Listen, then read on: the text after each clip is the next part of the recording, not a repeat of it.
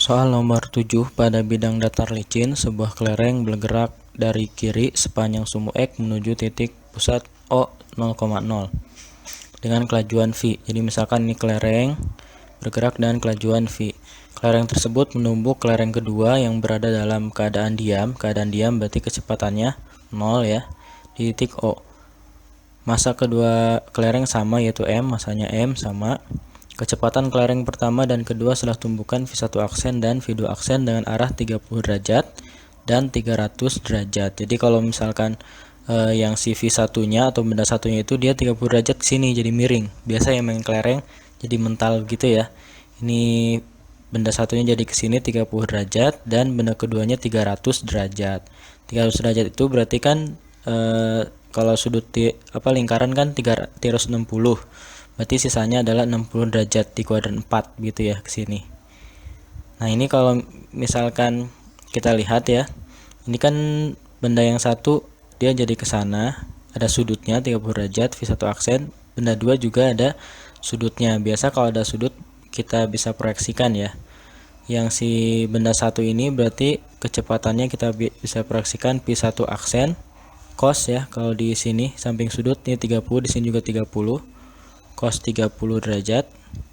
Kemudian yang ke atasnya ini itu V1 aksen sin 30 derajat. Begitupun dengan yang benda yang kedua, kelereng yang kedua, ke sini ada V2 aksen cos 60 derajat.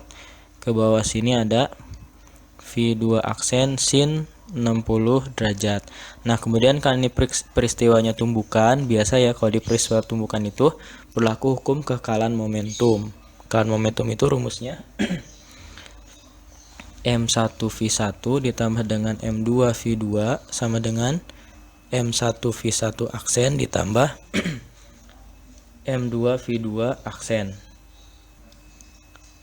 Tapi di soal ini kalau kita lihat kan kecepatan itu ada di sumbu X dan di sumbu Y ya. Maka kekalan momentumnya ini juga dibagi menjadi dua. Yang pertama di sumbu X, kemudian nanti kita coba di sumbu Y. Kalau kita masukkan ke sumbu X, maka kita lihat benda-benda yang atau kecepatan-kecepatan yang arahnya sumbu X. Yang pertama ini M1 dikali V1 ditambah M2 dikali V2. Ininya berarti jadi M1 dikali V1 cos ya. Cos 30 derajat ditambah dengan M2 dikali V2 aksen cos 60 derajat. Jadi bedanya itu ya, kalau ada sudut-sudutnya kita pecah di sumbu X dan sumbu Y. Kemudian kata soal karena masanya sama berarti bisa kita coret masanya nih ya. Tinggal kita ganti angka-angkanya. V1 itu V, V2 nya itu 0, berarti ini habis ya, tinggal V doang. V1 aksen nggak tahu berapa, ini V1 aksen. Kemudian cos 30 itu setengah akar 3 ya, ditambah V2 aksennya kita juga nggak tahu berapa, ini yang dicari nih ya, besar V2 aksen yang kita cari. Cos 60 itu setengah.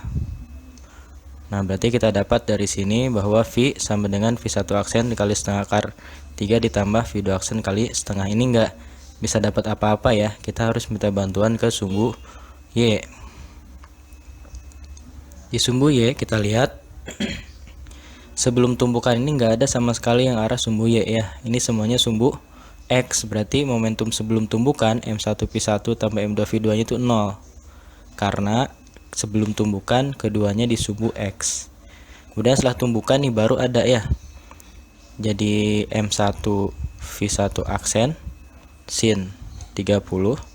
Kemudian M2 V2 aksen sin 60 derajat. Nah, tapi karena si V2 nya ini arahnya ke bawah, berarti ini nilainya jadi negatif. Yang negatif ini kita pindahkan ke sini ya biar positif. Berarti M2 V2 aksen cos 60. Cos 60 kita langsung masukkan aja ya. Cos 60 itu setengah. Maaf, sin ya. Sin 60 itu setengah akar 3 sama dengan M1 V1 aksen sin 30 itu setengah. Ini bisa kita coret. Pertama masanya karena dia sama. Kemudian setengah ya. Sama setengah juga bisa dicoret. Maka V1 aksen ini sama dengan V2 aksen akar 3. Nah, tinggal kita ganti aja V1 aksennya nih.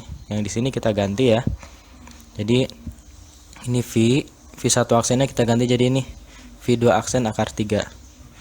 V2 aksen akar 3 dikali dengan setengah akar 3 ditambah V2 aksen kali setengah. Ini jadi V, ini V2 aksen akar 3 kali akar 3 kan 3 ya. 3 dibagi 2 berarti 3/2 ditambah dengan V2 aksen kali setengah. Ini kan bisa kita jumlahkan ya. 3 ditambah 1 itu 4. Jadi 4/2 V2 aksen. Maka kita dapatkan ini kan sama dengan 2 ya. 2 V2 aksen. Ini kan V sama dengan 2 V2 aksen. Berarti V2 aksennya doang sama dengan V/2. 2-nya pindah ke bawah sini ya. Jawabannya yang B.